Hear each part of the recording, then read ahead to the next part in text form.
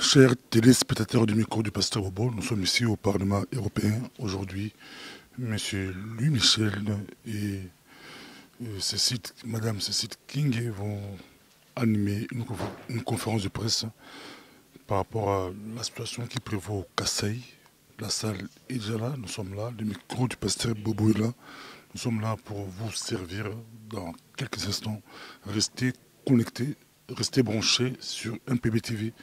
C'est dans quelques minutes.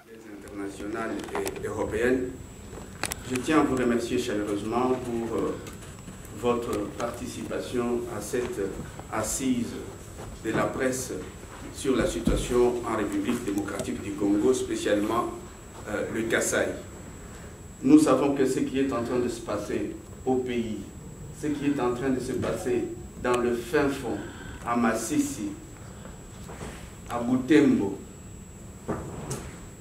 dans le Bas-Congo, dans le Katanga, à Kinshasa, dans le Grand Kivu, toute cette situation au Kasaï et dans l'ensemble de notre pays reste la même, et nous constatons fort malheureusement que c'est le même mode opératoire, c'est la même peur, c'est la même barbarie, et ça devient comme un fait banal. Alors à cette occasion, je voulais parler spécialement de la barbarie qui se passe en République démocratique du Congo, parce que nous ne pouvons pas taire. C'est soit que nous sommes complices et nous nous taisons, c'est soit que nous sommes complètement opposés à cette situation et nous devons la dénoncer. Donc, ici nous voulons influer sur la situation et non la subir. En parlant de la situation qui prévaut en République démocratique du Congo, nous pouvons la mentionner à des différents niveaux.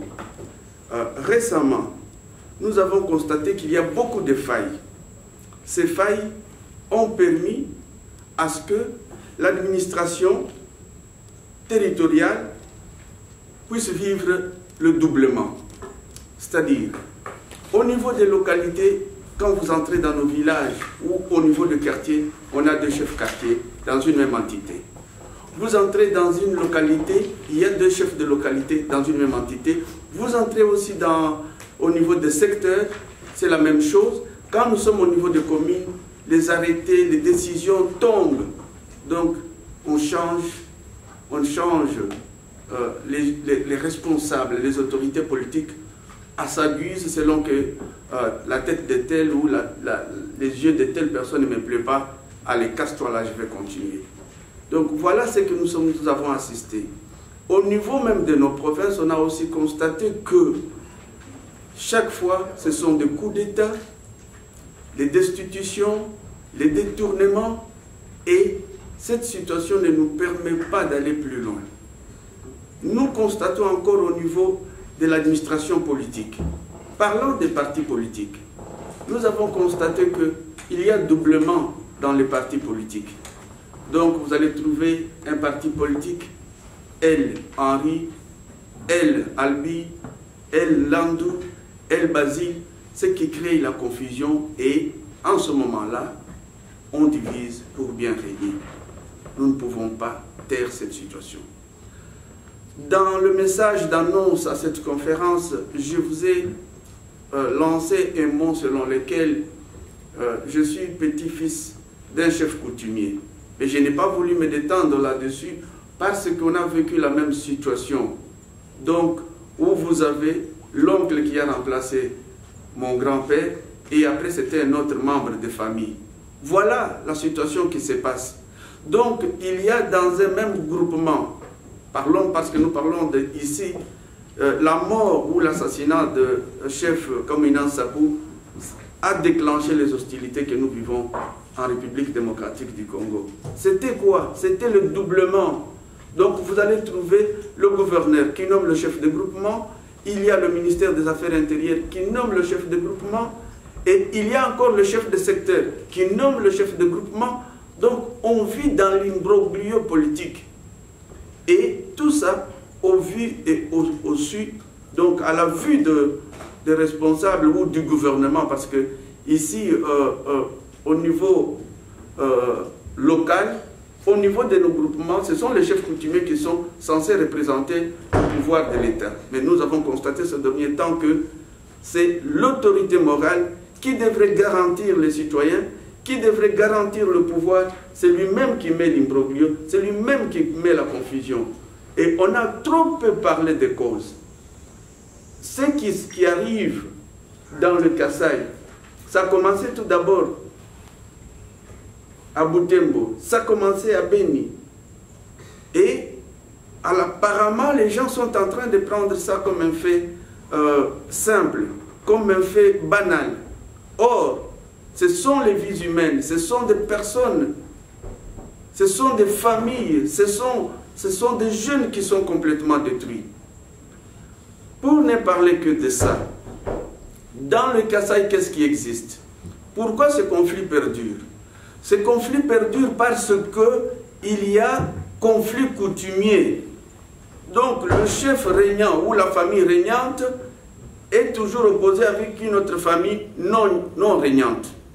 Alors, celle qui ne règne pas ou celle qui est en train de chercher le pouvoir va monter encore des jeunes gens pour tuer les autres. Voilà ce qui se passe. À Luisa, par exemple, j'ai des preuves, j'ai des informations chaque jour.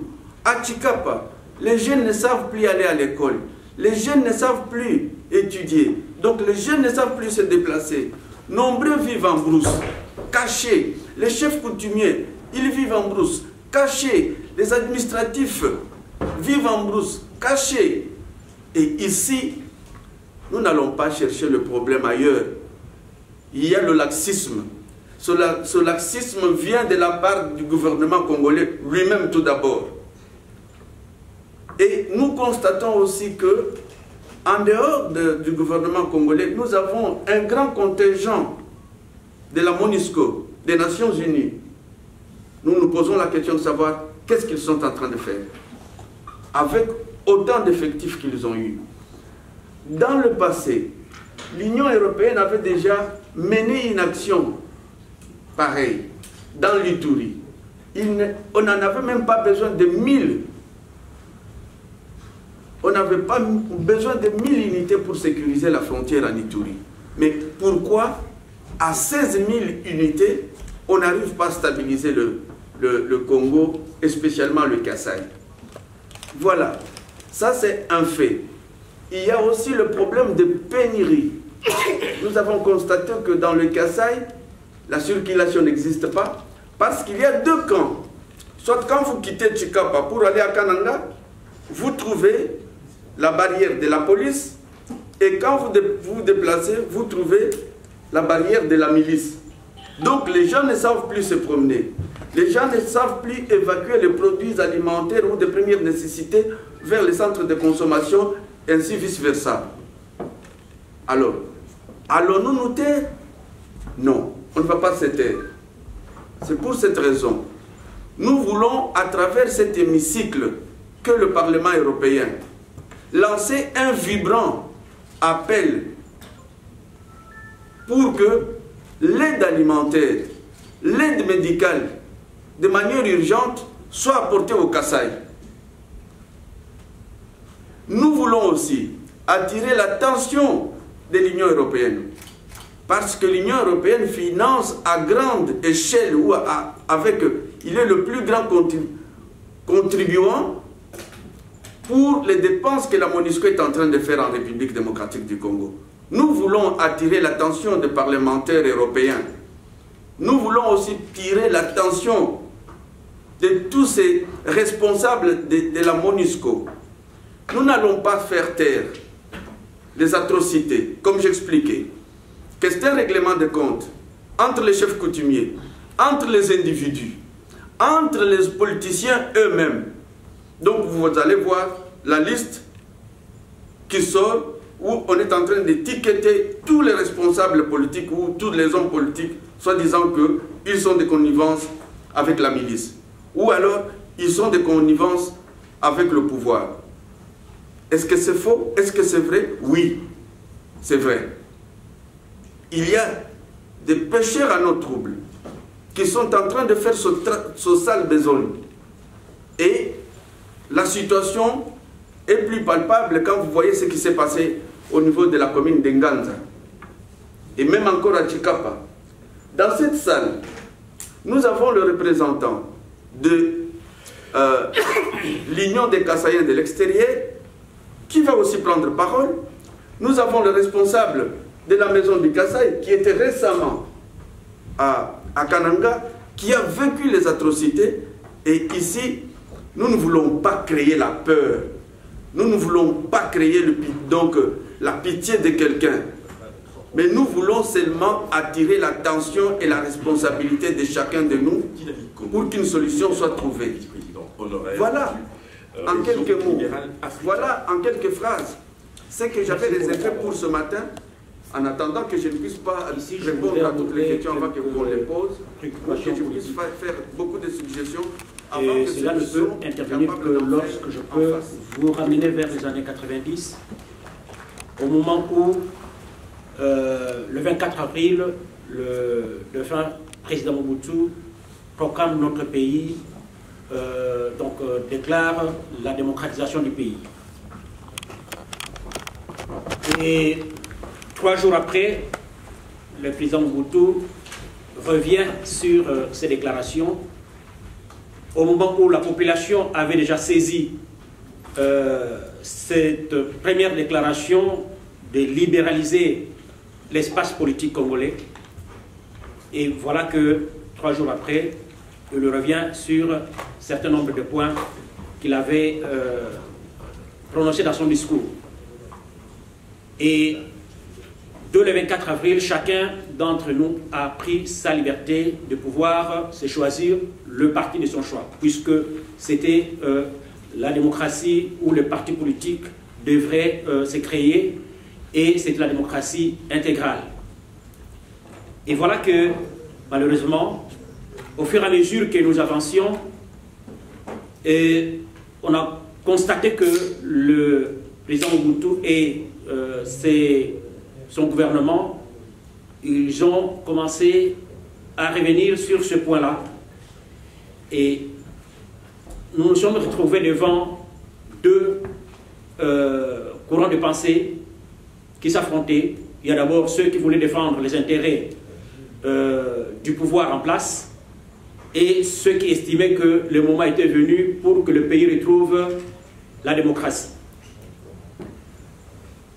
La crise politique s'est installée. Et tout au long de l'évolution du pays, nous nous sommes retrouvés devant une opposition qui était de plus en plus restructurée et un pouvoir qui était de plus en plus affaibli. Donc c'était le début de la déliquescence de l'État, où pratiquement les institutions qui étaient en place, qui naviguaient à contre-courant, finalement ils n'avaient plus l'autorité sur la population, ils n'avaient plus, comment dirais-je, les moyens de sa politique pour pouvoir maintenir l'ordre dans le pays. Et on a constaté aussi qu'au niveau politique, l'opposition et le pouvoir en place, qui, pour tenter de résoudre la crise politique, a essayé de se retrouver plus d'une fois dans des conciliabules, dans des dialogues qui, malheureusement, à chaque fois étaient bafoués à la fin donc, de la conclusion de ces dialogues. Et le président Mobutu, par, bien sûr, le conseil de son entourage, de son gouvernement, eh bien, il a toujours, à l'arrivée donc à la conclusion d'un dialogue, il arrivait toujours à faire le contraire de ce que tout le monde attendait. Et cette situation a perduré jusqu'en 96, lorsque une rébellion se déclare dans notre pays. Et voilà, malgré tous les efforts que l'armée et le gouvernement a tenté de réaliser pour endiguer la rébellion, eh bien, nous avons constaté que c'était déjà tard, la rébellion était déjà assez forte, et ils ont fait presque un aller-retour donc sur l'ensemble du territoire national pour prendre le pouvoir finalement. Le président Mobutu s'en va, un nouveau pouvoir arrive. La population congolaise, qui était déjà préparée à un changement, avait beaucoup espéré sur l'avènement de l'AFDEL. Qu'est-ce que nous avons constaté dans la gestion du pouvoir? Nous avons constaté que le président Kabila, avec ceux qui l'ont accompagné, ont commencé à restreindre les libertés individuelles. Ce qui était la cause de la crise profonde que nous avons connue. Et voilà que les tentatives d'intimider ou de restreindre ces libertés vont amener l'opposition politique à s'organiser une fois de plus pour résister contre cette tentative de restreindre les libertés. Et voilà, pendant cette période-là, le président Kabila a organisé un dialogue qui malheureusement, comme toujours, n'a pas réuni l'unanimité. Et le résultat, c'était quoi? Une fois de plus, un rendez-vous raté. Eh bien, jusqu'au moment où le président Kabila va être assassiné et un nouveau président rentre en fonction. Comme étant jeune, la population congolaise avait beaucoup espéré que, voilà, avec cette nouvelle dynamique, eh bien, le pays va retrouver sa quiétude, sa liberté, et on peut envisager un avenir meilleur avec le jeune président. Et qu'est-ce que nous avons constaté? Au fur et à mesure que nous avons évolué, eh bien, le président Kabila, Joseph, a commencé à mener le pays vers une destination inconnue. Dans le premier mois, lorsqu'il a pris, donc les premières années, je crois 4 ans, après avoir pris le pouvoir, eh bien, il avait manifesté quand même la volonté de pouvoir organiser les élections. Nous avons eu les premières élections avec tous les ratés que nous connaissons. En 2011, nous avons eu les élections avec tous les ratés que nous connaissons. Mais il y a un fait très important que nous devons souligner ici, c'est qu'au niveau de l'administration, aucun effort n'a été consenti pour permettre à l'administration de fonctionner, de reprendre sa place d'antan. Parce que dans un pays ou dans un État où l'administration ne fonctionne pas, eh bien, vous ne pouvez rien attendre. Même si vous pouvez avoir le meilleur politique du monde, mais si l'administration ne fonctionne pas, si les décisions qui sont prises au niveau politique ne suivent pas au niveau de l'exécution, au niveau de l'administration, eh bien, le résultat, malheureusement, ne peut pas être fameux. Et c'est à la suite de cette déliquescence de l'administration que nous avons constaté tous ces troubles. Parce que finalement, au niveau politique, le pouvoir, qu'est-ce qu'il fait? Il faut tout faire pour conserver le pouvoir, par tous les moyens. Et il y a eu beaucoup de tricheries, beaucoup de ratés, beaucoup de mauvaises volontés. Jusqu'au moment où nous avons eu les deuxièmes élections, jusqu'à la fin mandat du président Kabila. Et voilà qu'on a eu un premier dialogue au mois d'octobre 2016, un deuxième dialogue au 31 décembre 2016. Aujourd'hui, nous sommes dans un pouvoir illégitime. Et ce qui est grave, c'est qu'au niveau politique, le pouvoir a essayé, pour les partis politiques qui ont refusé de faire son jeu, le pouvoir a occasionné les dédoublements des partis politiques. Et ces dédoublements des partis politiques posent un problème très sérieux jusqu'à aujourd'hui. Et je crois que l'une des raisons de cette crise profonde qui continue à emmener le pays vers le chaos. Donc, aujourd'hui, nous voyons sur le plan sécuritaire, c'est encore un autre chaos. Donc, je pense que pour mieux résoudre les problèmes, il faut une volonté politique de la part et du pouvoir et de l'opposition. L'opposition a tenté de démontrer qu'il était volontariste pour pouvoir régler les problèmes, pour éviter l'illégitimité, malheureusement, le pouvoir est allé puiser les mêmes recettes qu'à l'époque de M. Mobutu. Donc aujourd'hui, nous sommes devant un grand vide, une grande interrogation pour savoir où allons-nous. Donc toutes ces théories que nous sommes en train de vivre en RDC posent problème et nous pensons que les hommes de bonne volonté qui veulent bien éviter que le pays sombre dans un plus grand chaos, dans une guerre civile, le moment est indiqué pour que ces hommes de bonne volonté se mettent ensemble et surtout essayent de faire échec à ces projets macabres. Je vous remercie. Merci. Mais peut-être demander au président de l'UKE, Victor Diela, l'Union des Kassais de l'extérieur, sa contribution. Je sais qu'il suit la situation de très près. C'est ici l'occasion pour nous de nous enquérir auprès de lui, d'abord les informations qu'il a éventuellement de ce qui se passe sur le terrain. D'abord, grand merci de m'accorder cette occasion pour donner notre avis et notre vision sur la situation qui se passe, surtout notre territoire, notre pays, la République démocratique du Congo, et plus particulièrement au Kasaï. Nous exprimons notre gratitude à M. le Président Katamba Basile pour avoir organisé ce point de presse qui nous permet d'échanger sur ces drames qui se déroulent au Kasaï et partout au Congo. Ensuite, nous soutenons l'appel qu'il vient de lancer, cet appel au secours qui est lancé à la communauté internationale et plus particulièrement à l'Union européenne de nous accompagner dans la démarche de recherche des solutions pour mettre fin à toutes ces tueries barbares.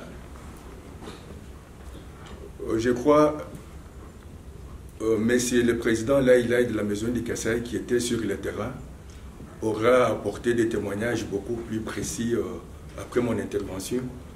Mais ce que nous pouvons dire, c'est lancer aussi un appel à toutes les Congolaises et à tous les Congolais pour dire non. Alors dire non à ce phénomène qui est en train de s'installer sur le territoire de notre pays. Ça a commencé à l'Est. On a banalisé ces situations. C'est devenu un concours de chiffres. Ça s'est traduit en termes de statistiques. Aujourd'hui, on a tué 20, le lendemain 50, 2 et 3. Et on s'arrête là. Non. Chers frères et chères sœurs, prenons conscience de notre responsabilité. Aide-toi et le ciel t'aidera par la suite, dit-on. C'est ça le message, c'est beaucoup plus au niveau du message, de la sensibilisation et de la mobilisation que nous devons nous focaliser. Je vous remercie. Nous allons à présent écouter M. Laïlaï Louambois, qui est le président de la Maison du Kasaï. Vous avez la parole. Merci en tout cas de me donner la parole.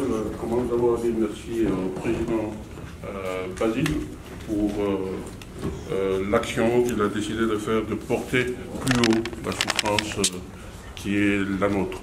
Rapidement, la Maison du Kasaï, c'est quoi? C'est une plateforme qui présente la majorité, une grande partie en fait des associations kassaïennes en Belgique et un peu par le monde.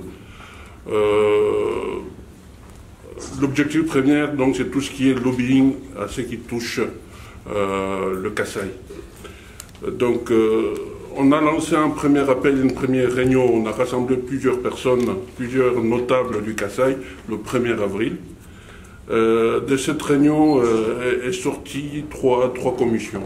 Une première commission qui devait agir assez rapidement pour apporter l'aide à nos frères et sœurs qui sont sur place. Et puis, on a mis en place aussi 2 autres commissions qui sont donc récolter les informations nécessaires pour venir témoigner donc, dans des cas comme aujourd'hui. Et la 3e commission est en train de préparer un plaidoyer bien écrit pour qu'il y ait une bonne trace bien visible. Comme l'a dit le président de l'UKE, Victor Diela, quand on a lancé l'appel du 1er avril, c'est la première fois en tout cas que j'ai vu dans la communauté kassaïenne une réaction aussi rapide. On a mis, je vous ferai passer le numéro de compte, on a mis un numéro de compte sur une semaine, on a eu de l'argent dessus que j'ai jamais vu depuis le temps que je traîne dans les milieux kassaïens. Et on a pensé au sein de la maison du Kasaï qu'il était important d'aller voir sur place pour comprendre d'abord. Il était important d'aller voir sur place pour que cette aide urgente arrive à bon port. Parce qu'on a l'expérience où on a été un peu dessus par le passé. Une raison pour laquelle je me suis déplacé pour Kananga pour aller voir vraiment le désastre qui s'y passe. Comme j'ai l'habitude de le dire, on n'est pas habitué à ce genre d'atrocités. On a entendu parler que c'est arrivé au Rwanda et puis c'est arrivé à l'Est. Nous, peuple kassaïen, on n'est pas encore habitué à ça. Je ne suis pas en mesure de vous redire encore, bien qu'il y a déjà 2 semaines que j'étais sur place, ce que j'ai entendu, ce que j'ai vu, des villes fantômes. À ce jour, je suis encore choqué. Pour ne pas monopoliser la parole, je vais juste mettre en exergue le point qu'on a mis en place. On a mis en place le comité SOS Kasaï aide urgente qui est dirigé par mon jeune frère Damien Touambi. Si vous me permettez, on lui laissera peut-être 1 minute pour qu'il parle de quoi est-ce qu'il... qu'est-ce qu'on fait avec cette SOS Kasaï. On a prévu quand même de vous donner un document avec l'appel à l'aide et une réponse qu'on reçoit sur place. Et je tiens, avant de lui donner la parole, si vous le permettez, c'est dire, actuellement, sincèrement, c'est la seule aide qui arrive sur place. Donc, comme a dit le président Victor, le Kassaïen, le Congolais, aidons-nous d'abord nous-mêmes. Je vous remercie. Merci infiniment, M. Lailai Luangwa. Nous allons sans transition accorder la parole à M. Damien Touambi pour sa contribution. Merci, merci pour la parole, merci Président.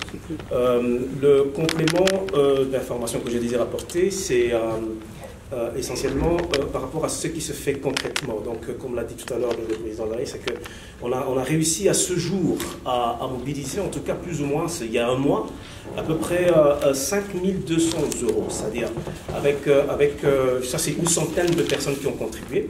Et avec cet argent, chaque semaine, nous faisons des envois financiers à Kananga où nous avons mis sur pied un comité local composé des ONG qui travaillent dans le développement et de 2 prêtres. Donc c'est un comité assez crédible et cela a été vérifié, validé par le président Lailai lorsqu'il a été sur le terrain. Alors, ce qui se passe, c'est qu'il y a, en dehors des aspects, des aspects alimentaires, effectivement, il y a de gros besoins en termes de santé. Donc, nous avons essayé de faire des conventions avec des centres de santé locaux, de manière à ce que lorsqu'il y a des populations déplacées ont des problèmes de santé, ils peuvent accéder gratuitement, mais pour cela, il faudrait que nous arrivions encore à mobiliser des médicaments, parce que c'est en échange, évidemment, des médicaments que des personnes peuvent accéder aux soins de santé. Nous avons eu aussi l'opportunité de bénéficier d'un espace dans un fret militaire, dans un avion militaire. On nous a accordé plus ou moins 1000 kilos, donc on a mobilisé, on a récolté des dons. Il y a eu plusieurs associations qui ont apporté des dons, donc nous étions à plus ou moins 700 kilos, et moi je vous parle, donc l'avion est déjà à Kinshasa, donc je pense que d'ici quelques jours, l'avion ira à Kananga. Je vais conclure en parlant de l'activité, effectivement, que nous organisons le mercredi 24 mai. Nous continuons à multiplier des occasions de sensibilisation de nos frères congolais, particulièrement, évidemment, des Kassaïens. Le 24 mai, au stade de Roi-Baudouin, donc nous organisons une soirée de solidarité. C'est encore une opportunité d'évoquer ce drame humanitaire. Nous allons projeter des images que vous ne verrez jamais nulle part. C'est des images qui ont été prises sur les terrains avec des témoignages des enfants qui sont sur le terrain, et il y aura la participation des différents artistes, évidemment, du Kasaï et des Congolais, qui peuvent apporter aussi un message de sensibilisation, et c'est en tout cas une invitation que nous lançons à tout le monde pour pouvoir en tout cas apporter leur contribution. Merci. Merci infiniment, M. Damien Touambi, pour ce débat. Jean-Bertin Moukwaboy, je suis du Kasaï, comme la plupart d'entre vous. Je voudrais faire des observations et j'ai une question par la suite. La première observation, c'est que on a cette tendance à se lamenter au Kasaï de la marginalisation par le pouvoir, des difficultés que nous connaissons du fait de la brimade par le pouvoir en place, etc. Et cela remonte depuis le temps de Mobutu, jusqu'à ce jour. Il y a un mal que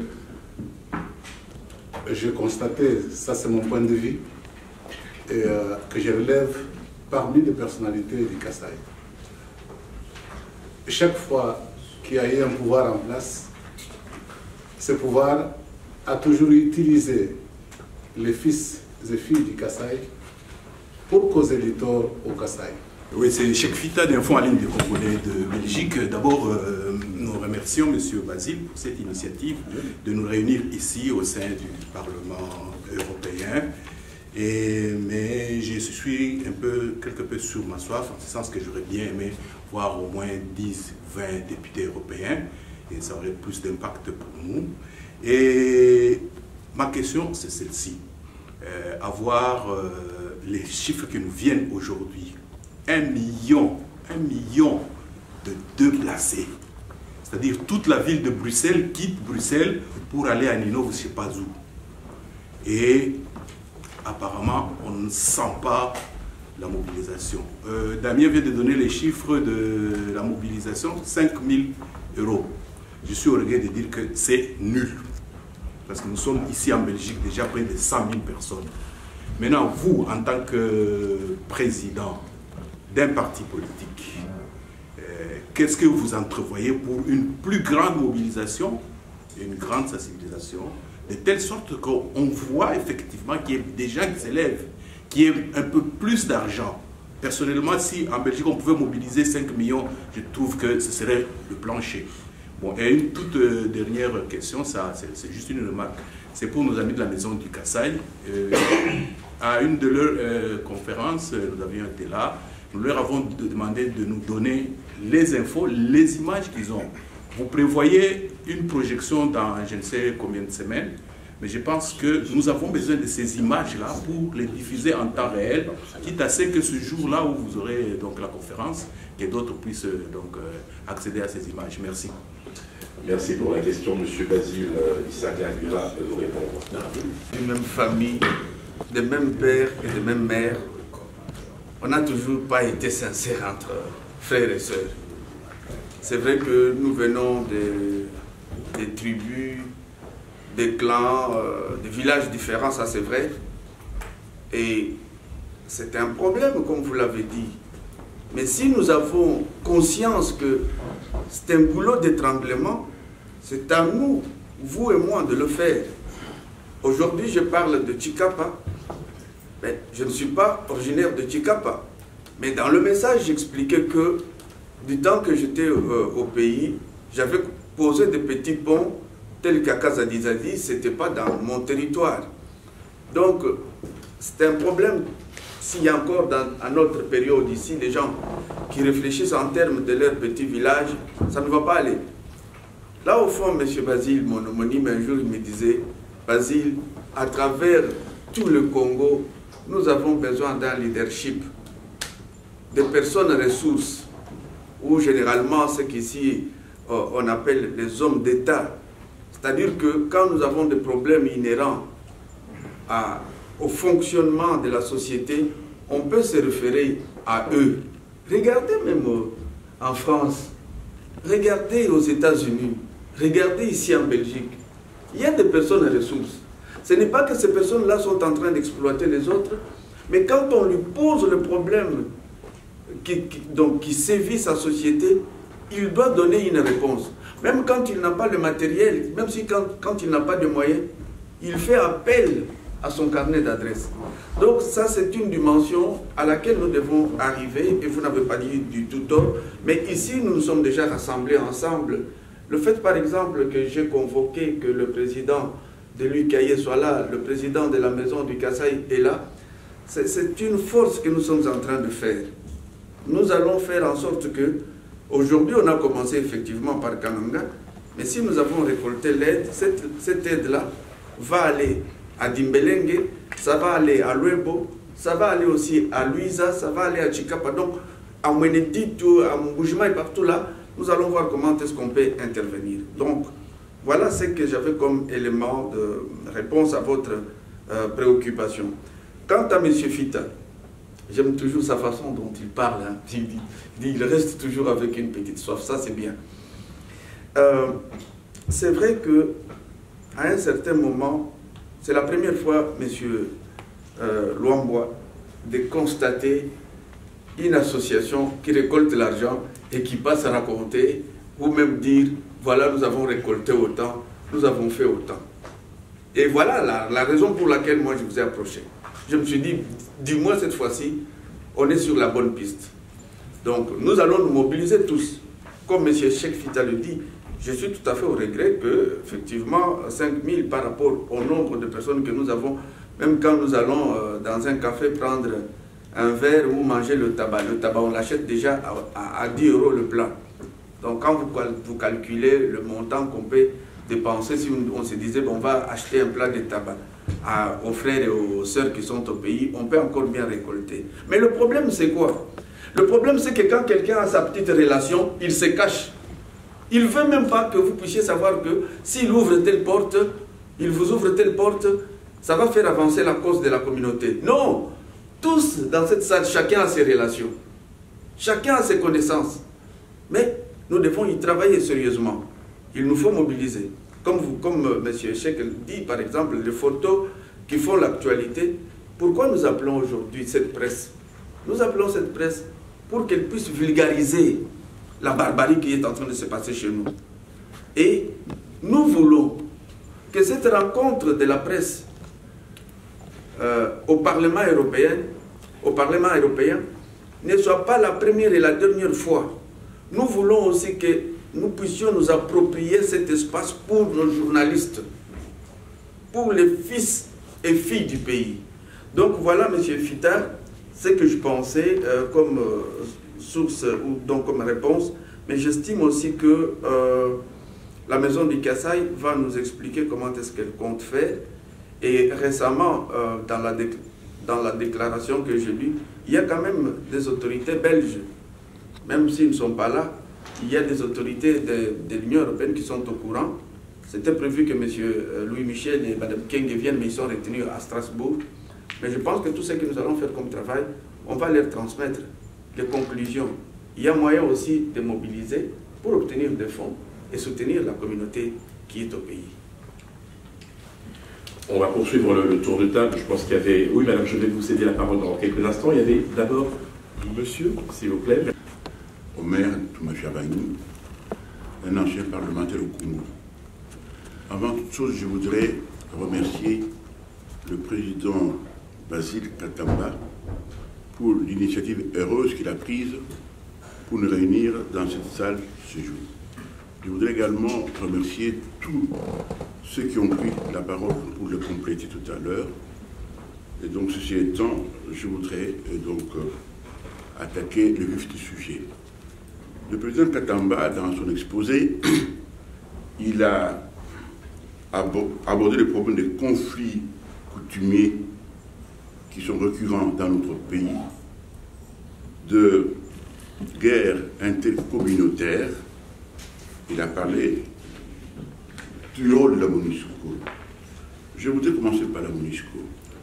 Je voudrais porter à la connaissance de l'assistance qu'il n'y a pas longtemps, il y a eu une mission parlementaire européenne qui a été au Congo pour se rendre compte de la situation, et particulièrement cette mission parlementaire a été reçue par le gouverneur de la province de Goma, donc de Nord Kivu. Ils ont fait un bilan, ils ont fait une déclaration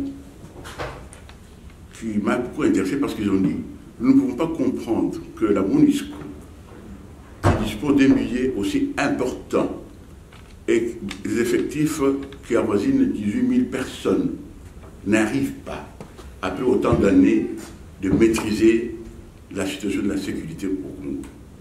Ils ont dit qu'à leur retour, en Europe, ils allaient faire rapport à qui des droits.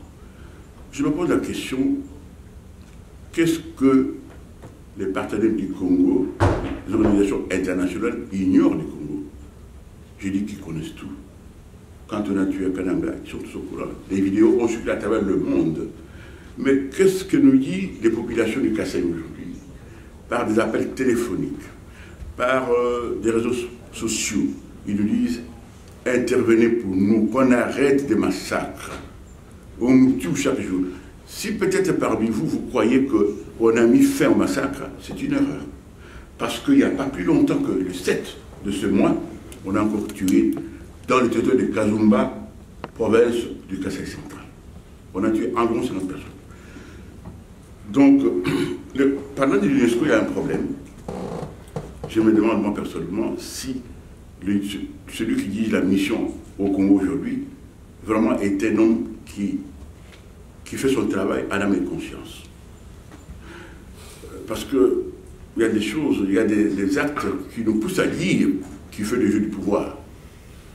Nous connaissons son parcours, tous les postes qu'il a occupés. Mais lorsqu'on a tué le 2 aspects de la MONUSCO, le pouvoir lui a demandé de ne pas annoncer en attendant qu'eux ils déclarent officiellement. Si eux ils savent, pourquoi ils n'ont pas pu le faire?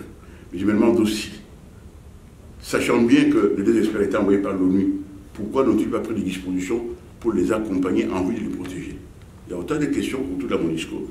Et je dis bien, ce que j'ai dit a été dit clairement par les parlementaires européens qui ont été au Congo. Ceci étant, je reviens au conflit coutumier et aux guerres intercommunautaires. J'ai une vision, j'ai une analyse de la situation du Congo. Le dysfonctionnement qu'a cité le président Bazil tout à l'heure de l'appareil administratif du Congo, ce n'est pas un fait du hasard, un fait isolé. Il y a toute une stratégie qui est mise en place. La constitution actuelle, elle a été élaborée sous la présidence de Kabila Joseph. C'est lui qui l'a promulguée le 18 février 2006. Cette constitution est claire, parlant du mandat, de la durée du mandat et du nombre de mandats. Donc, le président, en sa qualité de garant, il avait le devoir d'abord de respecter cette loi qui est sienne, mais aussi de faire respecter. Mais vous constaterez qu'il est le premier à s'aborder cette loi. Je vais vous démontrer. Il a organisé l'élection en 2006, parce que le nombre de mandats ne posait pas problème pour lui. Il a organisé l'élection en 2011. Mais en 2000,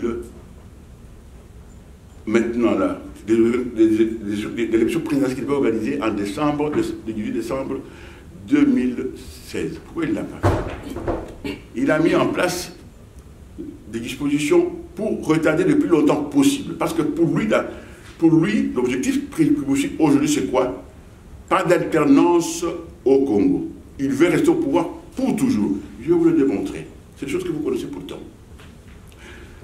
Quand nous sommes arrivés en janvier 2015, avec le fameux Bouchabo, ministre de l'Intérieur, on a voulu faire passer une loi électorale qui, elle, contournait ou conditionnait l'élection présidentielle à la fin des travaux de recensement. Alors que les travaux de recensement, c'est des travaux administratifs qui doivent être faits au quotidien dans chaque pays. C'est comme ça. Vous voyez que cette loi a causé la mort d'hommes. Cette loi a causé la mort d'hommes et on a découvert à Mandoukou des fausses communes. Vous savez que la procureure de la CPI a dit qu'il avait envoyé des gens pour connaître ce qui se passe dans ces fausses communes. Jusqu'ici, ils n'ont pas pu accéder. Le gouvernement, comme on l'a dit, nous nous en occupons, il n'y a pas de résultat. En tout temps, le temps passe. En ce cas, je vais tout droit à la conclusion. Je voulais seulement dire que vous devez savoir ceci. M. Kabila n'est pas dans la logique de l'alternance.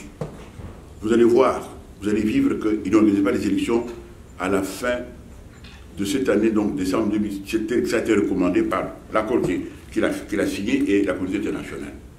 Il tire tout à longueur, il veut mettre le pays à feu à sang pour soit déclarer l'état d'urgence pour dire qu'on peut faire l'élection, soit pour dire qu'il y a la guerre, il ne peut pas organiser l'élection. La déclaration du président Lassini de ne pas enrôler les électeurs au Kasaï n'a aucun sens. Parce que l'insécurité est toujours au Kivu, au nord du sud Kivu. Mais ils ont enrôlé là-bas. Mais pourquoi il peut dire aujourd'hui qu'on ne peut pas enrôler au Kasaï? Est-ce que ça vient de lui? Non, la décision lui a été dictée. Je termine par dire que la condition sécuritaire au Kasaï, c'est toute une stratégie de Kabila. Il a envoyé ses compagnes pour opposer les ethnies du Kasaï entre elles. Il fait venir la bande de Généron Kyungu. Il croit que le fait de faire porter à ces jeunes gens, ces bandits, des banderoles rouges à la tête, que les gens qui ne sont pas informés vont croire que c'est caca, ils sont fâchés pour ça. Non, c'est faux. Donc, merci infiniment pour votre intervention, votre contribution. Bonjour, je me présente, Jeanne Kendi, président de la Ligue des femmes Kassaïennes de Bruxelles. Merci donc, président Kata, de nous avoir appelé ici. Moi, ce que je voulais juste dire, c'est au cas où il y a une probable aide pour le Kasaï ou pour le Congo, serait-il possible, ou je demande, que nous-mêmes nous soyons associés, parce que nous avons l'expertise dans la communauté. Souvent, on voit des aides qui vont, et c'est toujours les Occidentaux qui vont sur place. Serait-ce possible d'associer des gens des associations ici présents à Bruxelles ou autre part? Voilà, merci. Merci infiniment, madame. Désolé, mais apparemment mon micro ne fonctionne plus. Je vous remercie de la parole. Okay, je m'appelle Thérèse Chibobois, je suis de passage ici en Belgique. J'ai deux petites questions. On parle de conflits de nos chefs coutumiers, mais ces chefs coutumiers, avant, dans le temps, je n'attendais pas qu'il y avait de conflits entre eux comme maintenant. Qu'est-ce qui fait que maintenant, il n'y a plus de conflits entre eux?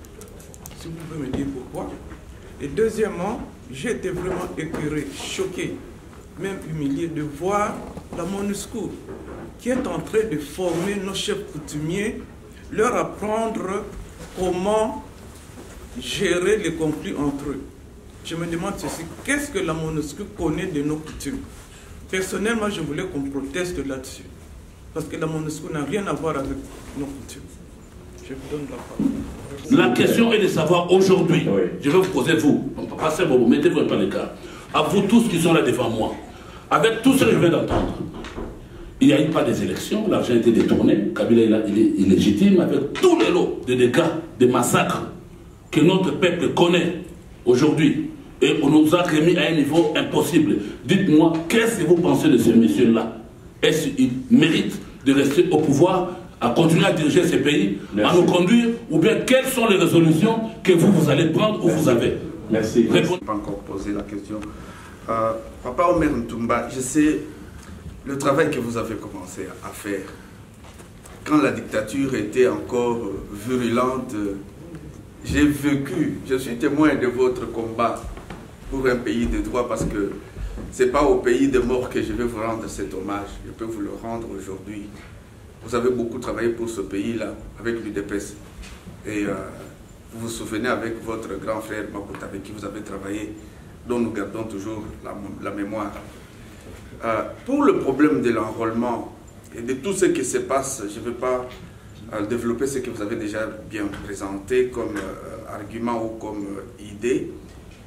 Il est vrai que, en parlant des élections, moi je suis candidat malheureux aux élections de 2011, donc j'avais postulé pour devenir député national.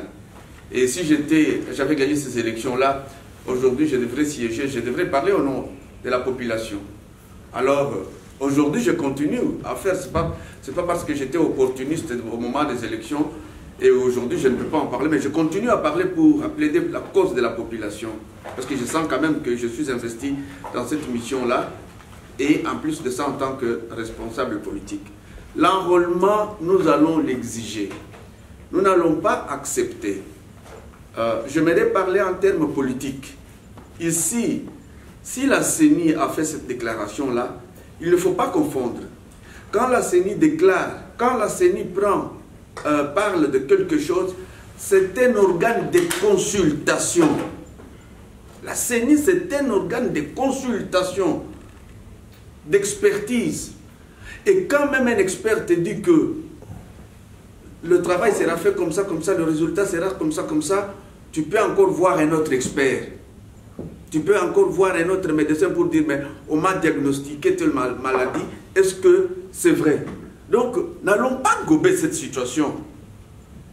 Moi, je souhaite tout d'abord, je n'ai pas encore vu le rapport du ministre des Affaires intérieures en qui la charge de veiller sur les biens et les personnes a été confiée.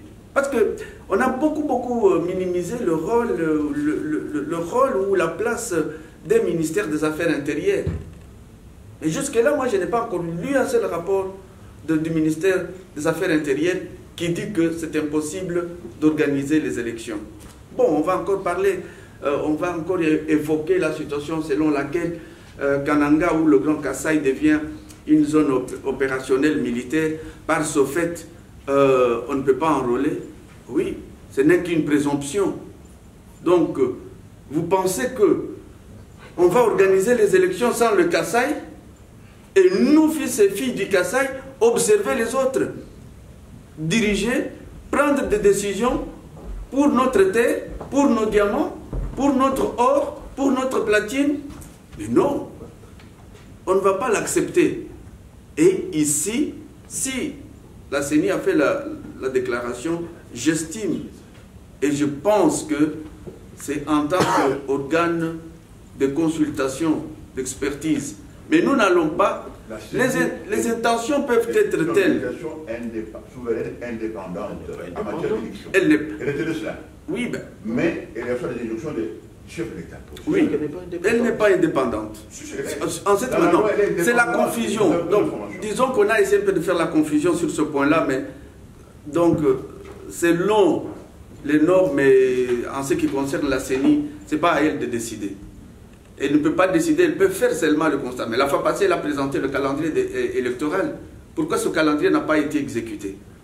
C'est tout simplement parce qu'on a consulté tout simplement la population. L'opposition a dit niet. Et je ne veux pas m'étendre encore là-dessus, on aura encore d'autres débats. Pour l'aide humanitaire, moi, j'ai la formation des techniciens en développement rural. J'ai fait le développement rural. Le cycle d'un projet, je le connais. Donc j'ai été à beaucoup de fois directeur de projet au Kasaï. Alors, je sais le jeu, le fil rouge qu'il ne faut pas dépasser. Je souhaite que chacun de nous, avec ses connaissances et ses relations, se mette ensemble. C'est pourquoi je me suis dit, on ne va pas prendre tout le monde. On va peut-être représenter 2-3 associations autour desquelles nous allons consulter les personnes ou les organismes. Et ces organismes qui vont interagir, quand nous allons récolter aussi ce que nous avons pour le Kasaï, vous êtes aussi mieux placés. Avec la préhension et la réalité, comme madame dit, de chez nous. Vous savez les sensibilités. Même quand il y a des conflits, vous savez comment les résoudre. Que quiconque viendrait de l'extérieur pour vous apprendre comment on résout les conflits. Donc, de ce point de vue-là, madame, je suis tout à fait d'accord avec vous. Ne vous révoltez pas.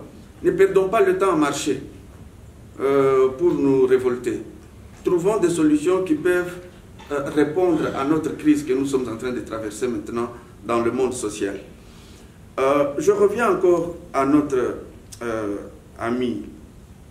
Donc, ici encore par rapport à la MONUSCO, comme je l'ai dit, la MONUSCO, nous devons la voir. Parce que vous avez parlé de la situation des parlementaires européens qui étaient allés à l'Est. J'étais en train de penser qu'il y a possibilité de les voir. C'est là où M. Nzouzi, Henri, il est très sympathique, mais il a aussi un grand carnet d'adresses dans le monde associatif. Je pense que s'il peut nous donner un tout petit peu, un tiers de son carnet, ça va nous permettre de nous ouvrir certaines portes parce qu'il est là. Donc, il est là, il peut encore, il est beaucoup avancé dans le monde associatif, il peut nous aider. Donc, nous devons réfléchir comment est-ce qu'on doit voir les parlementaires et discuter avec eux par rapport à la crise qui prévaut chez nous. quant à la situation du Congo, vous avez vécu à Chidimba. Moi, j'ai étudié à Kampondé. Donc, on était presque à 25 km ou 20 km de là où vous avez étudié. Donc, à Kampondé, c'est là que Tshisekedi aussi, le président Tshisekedi a fait ses études. Donc, nous avons évolué dans un même endroit. Donc, j'estime que ici, ce qui se passe au Congo, le désordre qui se passe au Congo, nous ne l'acceptons pas. Je ne suis pas complice. Et nous avons soulevé, quand on a des propositions à faire par rapport à l'issue des sorties, nous pouvons en discuter ici, tout comme nous pouvons aussi en discuter ailleurs. Nous pouvons faire des propositions orales comme vous les avez faites, et il peut y avoir aussi des solutions écrites. Et ici, le temps de nous révolter est dépassé, de crier, mais c'est de dire comment est-ce que nous pouvons le faire. Et tous ces gens qui sont allés, qui étaient dans l'opposition, du jour au lendemain, ils sont dans la majorité. Les gens qui ont injurié Kabila hier, le lendemain, ils sont en train de l'applaudir. Même lui, Kabila, il n'est pas con. Hein? Mais essayons un peu, heureusement que les journalistes comme Kousouanika, toute cette classe, est en train d'archiver les mensonges, est en train d'archiver les vérités, est en train d'archiver les réalités. Nous voulons que vous, la presse, vous puissiez nous aider à confondre ces gens. Et aujourd'hui, la politique au Congo, c'est de la politique de vendre. Vous estimez normal qu'on nomme un ministre? Donc, attendez, je vais parler en lingala. Bazuipe foufou baké kobo kelaye. Lokola moi na ici école primaire, école secondaire, azui diplôme d'état. Vous trouvez ça normal? Non. Ça veut dire quoi? Ça veut dire que on a trop restreint le débat. Remontons le débat politique. Faisons des analyses constructives qui peuvent faire avancer notre cause. Le fait que quelqu'un peut passer devant la télé, devant les caméras, crier, injurier les autres, ce n'est pas le fait qu'il est meilleur ou qu'il est bon. Donc, je suis tout à fait d'accord avec vous. Nous pouvons encore approfondir la discussion, mais pour l'instant, trouvons des solutions ensemble. Ça, ce n'est qu'un premier pas que nous avons à franchir. Aujourd'hui, il y a des atrocités au Kasaï. Mais je ne vais pas vous surprendre en disant que le cycle risque de ne pas s'arrêter là. Nous avons commencé par le massacre des gens de Bundudia Congo. Après, il y a eu les Enyélé, sans oublier évidemment les massacres éternels au Kivu. Mais ce que je fais, disons, l'attention que je voudrais attirer, c'est que nous, Congolais, nous ne nous sommes jamais mobilisés. Et ça, je crois, c'est une question que je vais poser aux politiciens. Je sais ce qu'ils sont en train de dire parce que je suis au Congo. Lorsqu'il y a eu les massacres de Bundudia Congo, j'ai été le seul journaliste pendant la manifestation des gens de Bundudia Congo. Et je voudrais poser la question aux journalistes, aux politiciens plutôt, de savoir ce qui est fait pour expliquer à la population que, comme vous avez dit d'ailleurs dans votre message, M. Basile, nous sommes un peuple, nous sommes un pays, parce que ça ne soit pas seulement que, quand il s'agit du Kasaï, que les Kasaïens se mobilisent, mais plutôt que les Congolais puissent se mobiliser. Ça, c'est la première observation. De deux, c'est une question aux nombreuses associations qui sont ici. Aujourd'hui, nous sommes le 12 mai. C'est le jour où la dépouille de Tshisekedi devait arriver à Kinshasa. Qu'est-ce qu'il en est? La question est plus posée au président des Kasaïens de l'extérieur. Merci. Merci, Cornelis Albi. Avant que je ne cède la parole à monsieur. Voilà. Oui, je voulais juste compléter, M. Basile, concernant la question qui était posée, ce parallélisme entre l'unité qui existait à l'époque de M. Mobutu et la situation préoccupante d'aujourd'hui que nous observons dans toutes les provinces de l'insécurité. Ce que je peux dire, vous avez tout à fait raison, vous avez tout à fait raison de dire qu'effectivement, s'il y a quelque chose que le défunt président Mobutu avait réussi, c'était l'unité du pays. Et ça, je crois qu'on doit le reconnaître, avoir fourni beaucoup d'efforts pour mettre les Congolais ensemble, où on pouvait se retrouver dans n'importe quelle province, au moins la sécurité est assurée pour tout le monde. Aujourd'hui, je crois que quand je commençais à expliquer la petite histoire politique de notre pays, j'avais dit que de 90 jusqu'à aujourd'hui, nous avons constaté la déliquescence petit à petit. Là où il y avait l'autorité de l'État, eh bien, petit à petit, cette autorité de l'État a commencé à s'effriter. Et cette situation s'empire davantage parce que, malheureusement, les 10 années ou les 16 ans que l'actuel chef de l'État est au pouvoir, il n'est pas parvenu à instaurer l'autorité de l'État dans toutes les provinces. L'insécurité est toujours là. Donc finalement, lorsqu'il faut faire un bilan, nous nous interrogeons si vraiment on peut dire qu'il a fait quelque chose. Parce que quand dans un État de droit, où la sécurité est assurée, eh bien ça doit avoir des implications sur tous les autres secteurs. Mais nous constatons aujourd'hui que vraiment, là où on l'attendait réussir, il y a un problème très sérieux. Donc, je partage votre analyse et pour vous dire que, en tout cas aujourd'hui, il y a un problème très important, très sérieux de la sécurité, non pas seulement au Kasaï, mais un peu partout à travers le pays. Merci infiniment. Nous allons... Je suis de l'Équateur, je suis congolais. Donc je suis simplement déçu parce que j'aimerais voir des Congolais ici, au lieu que ce soit des Kasaïens. Parce que la guerre est en train de tourner. Bientôt, ça va arriver peut-être. Bakongo, Bandundu, je ne sais pas. Moi, je m'appelle Patrick Wedji, Patrick Fonzamoto. Je suis le coordonnateur mondial de la diaspora congolaise, le forum.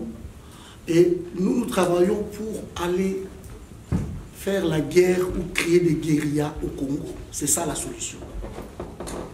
La solution au Congo, ce n'est pas la solution de se plaindre parce que c'est l'éternel insatisfait ce peuple congolais. Nous faisons que se plaindre. Nous plairons, nous constatons. Ça fait 16 ans que Kabila est là, ce pouvoir en place. Et ça fait 16 ans que les Congolais pleurent. Nous parlons ici, nous parlons des morts d'hommes. Nous parlons des morts d'hommes et des milliers de milliers. Il faudra encore combien de morts pour qu'on se lève enfin?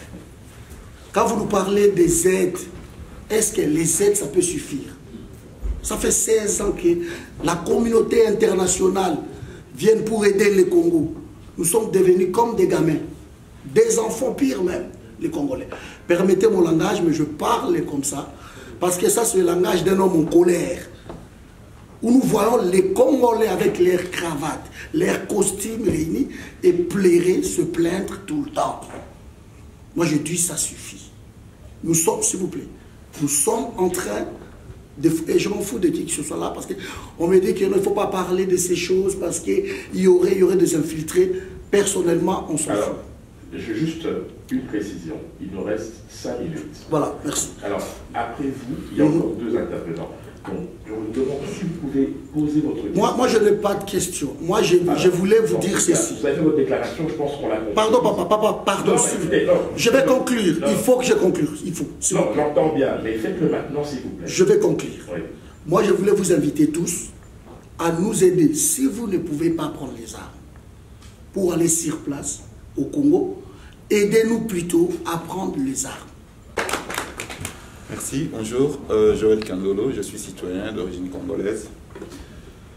Ici, je voudrais juste intervenir par rapport au rôle de la MONUSCO. Certes, nous devons dénoncer la MONUSCO à cause de son inefficacité, mais nous devons faire attention à ne pas faire les jeux du pouvoir. Car tous ces massacres qui ont commencé à l'Est, passant par l'Ouest et maintenant dans les Kasaï, sont faits à dessein. Pourquoi nous ne devrions pas nous attaquer d'abord au gouvernement dont l'armée a le premier rôle de protéger les citoyens au lieu de décharger toute notre colère sur la MONUSCO. Certes, elle est inefficace, mais nous devons faire attention à ne pas faire les jeux du pouvoir. Merci. Voilà, parce qu'il y avait la question de savoir qu'est-ce qui justifie le fait qu'actuellement qu'il y ait des conflits entre des chefs coutumiers. Je désire dire une des raisons, c'est la révisitation de la configuration territoriale au Congo.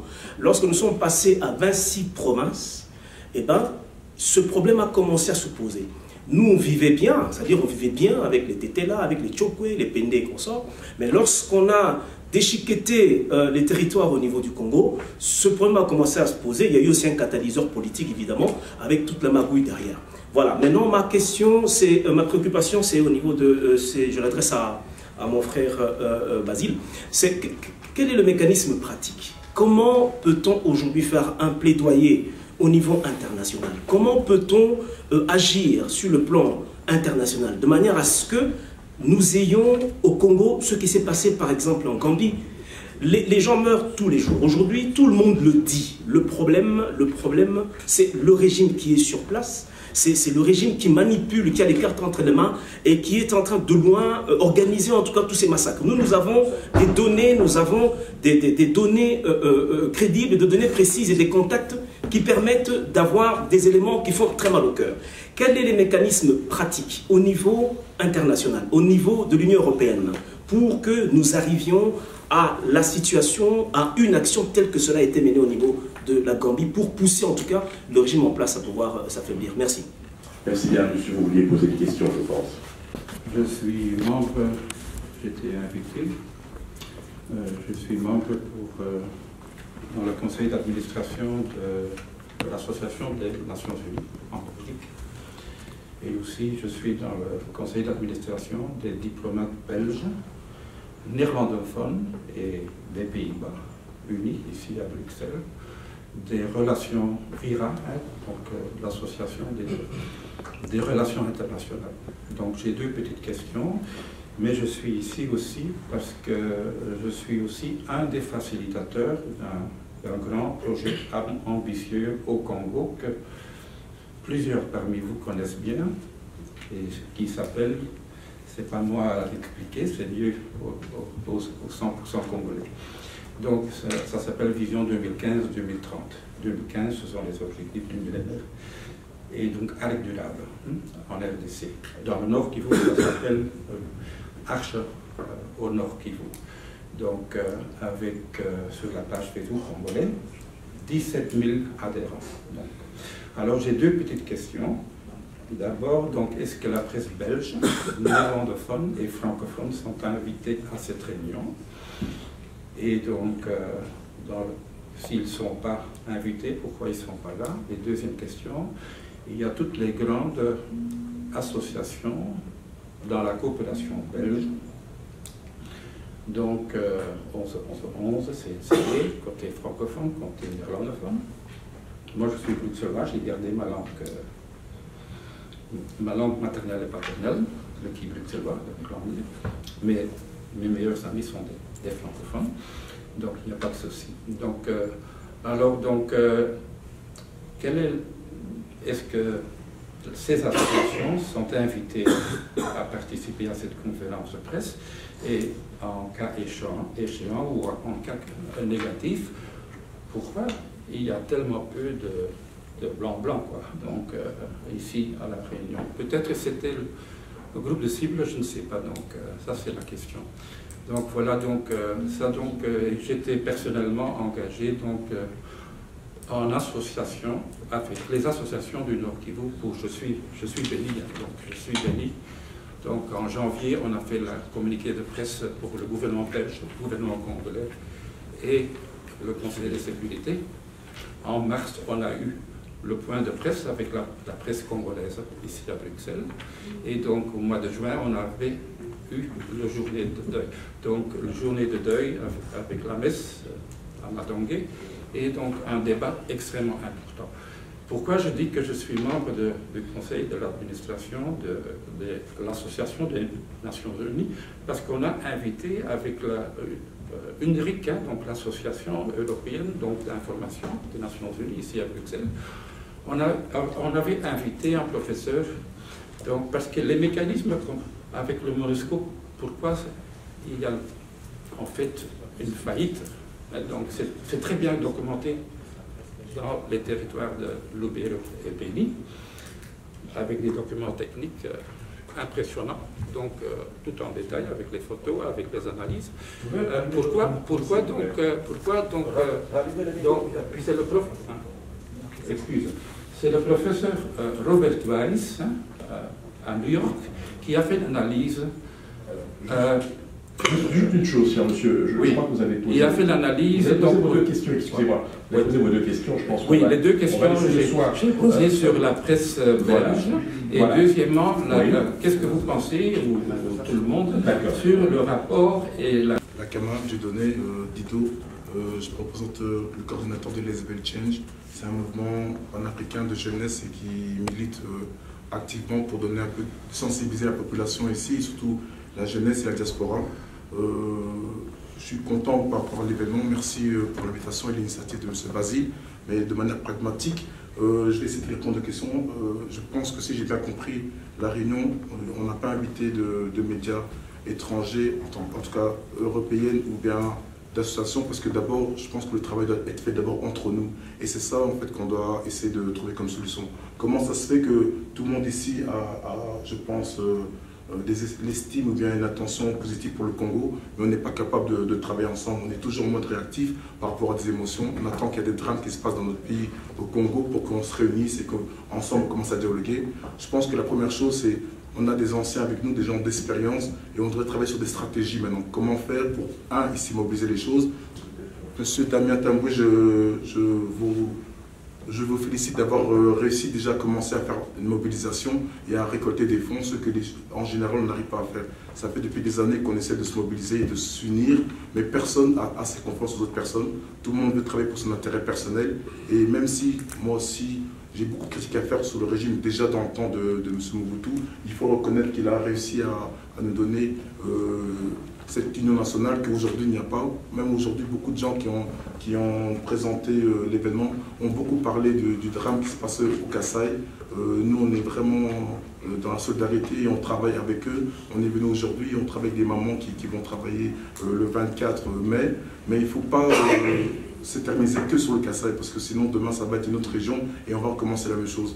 Il faut aujourd'hui reprendre une union nationale et ça c'est la plus grande des défis. On a rencontré déjà ici des autorités belges, notamment M. Louis Michel, qui un jour nous avait mis au défi d'être unis et d'ensemble s'organiser. Ce qu'on n'arrive toujours pas encore à faire. Maintenant, il faut être positif et se dire que comment faire, quelles sont vos stratégies, quelles sont les stratégies aujourd'hui qu'on va mettre en place pour fonctionner. Je pense que la jeunesse d'aujourd'hui a besoin de reprendre confiance à sa politique. Aujourd'hui, je ne vous mentirai pas, si je peux me permettre de parler au nom de la jeunesse, même si j'ai pas eu, comme tout le monde a des titres, mais moi, les titres, on les a que quand on a été voté. Et je pense ici, il n'y a jamais d'élection, par tous les gens qui ont des titres magnifiques. Mais si je peux me permettre, c'est que comment ça se fait que ici, la jeunesse, la diaspora, n'est plus en coordination en fait, il n'y a plus aucun respect qu'on peut donner à nos politiques, que ce soit du pouvoir ou de l'opposition. Pour moi, eux tous, ils sont en constat d'échec. Et si on parle de l'ONU, c'est aussi un constat d'échec parce que c'est le plus grand contingent en Afrique, c'est au Congo, mais ils sont incapables d'assurer la sécurité de notre peuple congolais. Ça veut dire qu'il ne faut pas se détacher d'eux parce que malheureusement, on ne peut pas compter sur notre armée, mais on a besoin d'eux. À un moment donné, nous, on doit aussi leur dire que ce qu'on a besoin, c'est pas qu'ils observent, c'est qu'on a besoin d'une force militaire qui agisse pour sécuriser tout ce qui se passe dans toutes les régions au Congo et assurer la démocratie réelle et plus seulement les intérêts de chacun. Donc, moi, je pense que l'ONU aujourd'hui est là plus pour assurer les intérêts de certaines grandes multinationales qui, eux, n'ont pas de problème de sécurité, or que la population, tous les jours, subit des systèmes où sa sécurité est mise en péril. Je voudrais juste une dernière remarque par rapport au monde associatif.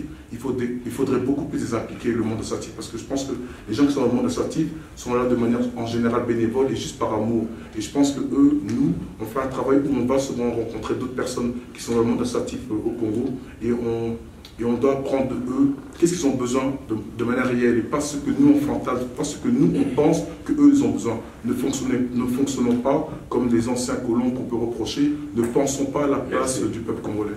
Donc d'abord je pense qu'il faudrait, dans la réalité, dans le concret, apprendre à travailler vraiment ensemble mais mais déjà nous ici ne faisons pas comme le système, ne sommes pas entre nous. Laissez-nous la liberté de nous exprimer et que chacun apporte sa différence et travaille ensemble. Je me présente Alain Kaniki, G7 Benelux. En fait, je remercie beaucoup l'Assemblée, surtout l'invitation de Basile Katamba de nous avoir invités à cette Assemblée. En fait, je joue beaucoup plus un appel à faire au lieu de poser une question. Je pense que un militaire, avant d'être militaire, il est d'abord civil. Tout comme un homme politique, avant d'être politique, il vient de la société civile. Je pense que nous tous là, en tant que Congolais, nous pouvons travailler ensemble. C'est de la politique, c'est des partis politiques, des plateformes politiques, de la société civile. Parmi nous, nous avons des experts en plusieurs domaines. On peut constituer un atelier de travail, un petit truc modélé à par rapport à nos moyens que nous allons disposer, et travailler ensemble de manière à ce que nous fixons des stratégies, comment est-ce que nous devons chasser M. Kabila du pouvoir. Dans le discours, j'ai entendu des doublons. On double des chefs coutumiers, on double des partis politiques, dans le but d'affaiblir le peuple congolais. Le mal, c'est Joseph Kabila. Nous devons travailler ensemble. Nous devons travailler tous ensemble de manière de voir ensemble qu'est-ce que nous devons faire pour faire partir M. Joseph Kabila. Les détails ou des stratégies à faire ou à dire, on ne peut pas les dire devant la presse ni devant les micros. Donc c'est quelque chose, ce sont des éléments qui vont rester en espace restreint. On va travailler, on va y travailler. Je pense que les jeunes de Change, ils sont là. J'ai entendu d'autres personnes qui ont d'autres expériences en matière assez diverses. Je pense tous ensemble, on peut former quelque chose de fort pour pouvoir résoudre ce problème. C'est en ayant l'état de droit que tous ces problèmes seront résolus. Merci, je vous remercie. Merci. Heureusement, nous allons devoir interrompre notre rencontre. Je voudrais remercier bien évidemment l'assistance pour la pertinence des questions et surtout l'enrichissement par les contributions qui ont été faites. Je vais céder la parole à M. Basile Issama Katamba qui va répondre aux dernières questions qui lui ont été posées et conclure cette rencontre. L'intervention de M. Kaniki, Dido, je pense qu'ils ont fait des suggestions.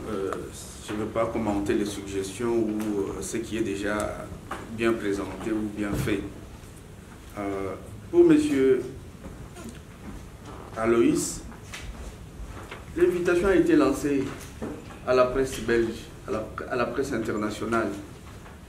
Il faut aussi dire qu'il faut que toutes ces personnes-là s'habituent.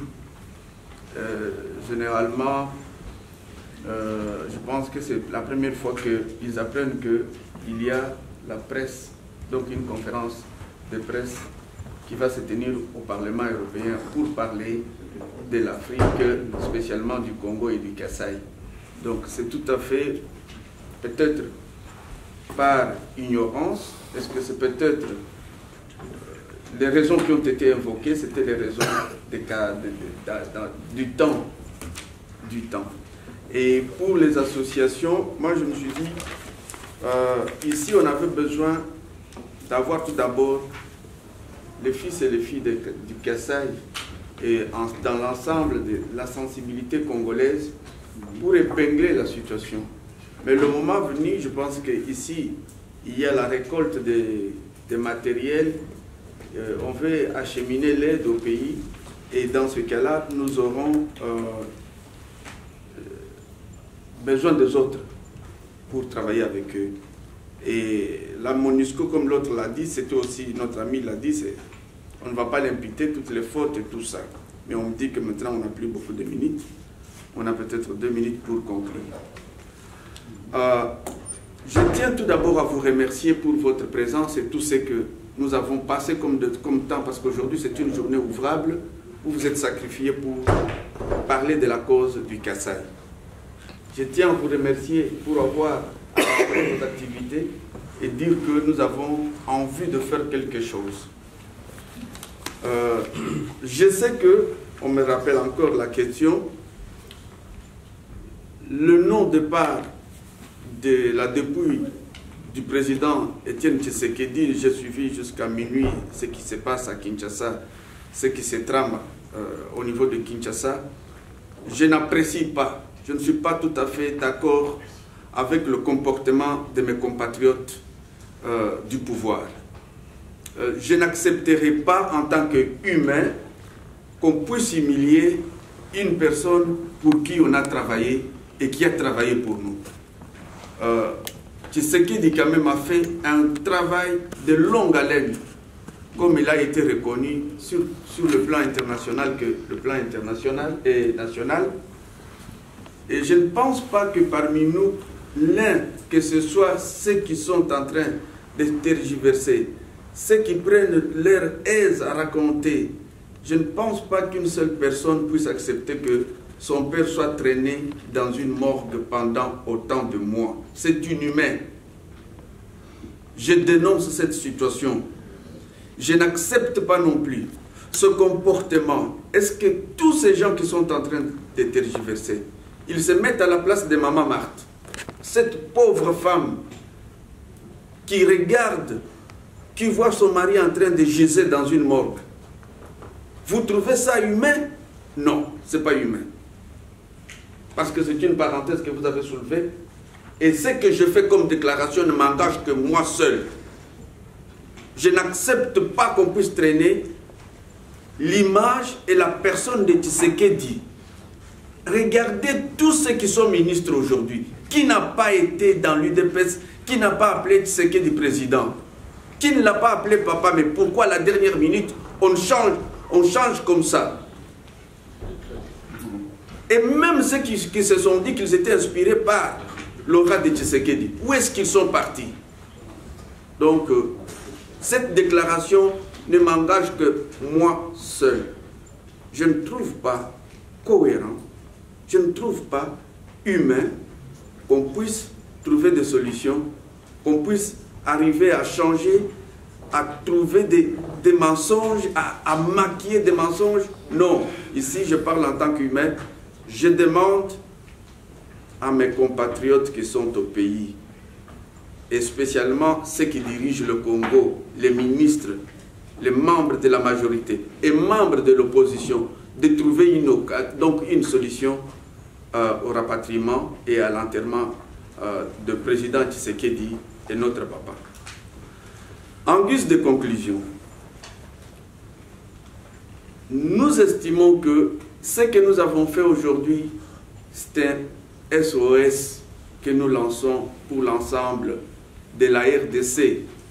Ce qui se perpètre aujourd'hui au Kasaï, c'est déjà passé dans le Kivu et continue à se passer dans le Kivu, dans le Katanga, dans le Bas-Congo.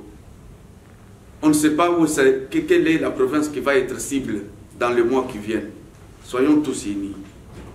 Nous sollicitons le soutien de la communauté internationale, spécialement l'Union européenne. Nous appelons à la mobilisation et au bon sens des députés européens de pencher sur cette question parce que l'Union européenne finance à une grande part la mission des Nations Unies au Congo. Nous demandons au gouvernement de la République démocratique du Congo d'assumer sa responsabilité. Ici, quand on a failli à ses responsabilités, on n'a qu'une seule solution, la démission. Donc, nous voulons que la paix revienne dans le Kasaï et sur l'ensemble de la République démocratique du Congo. Je vous remercie.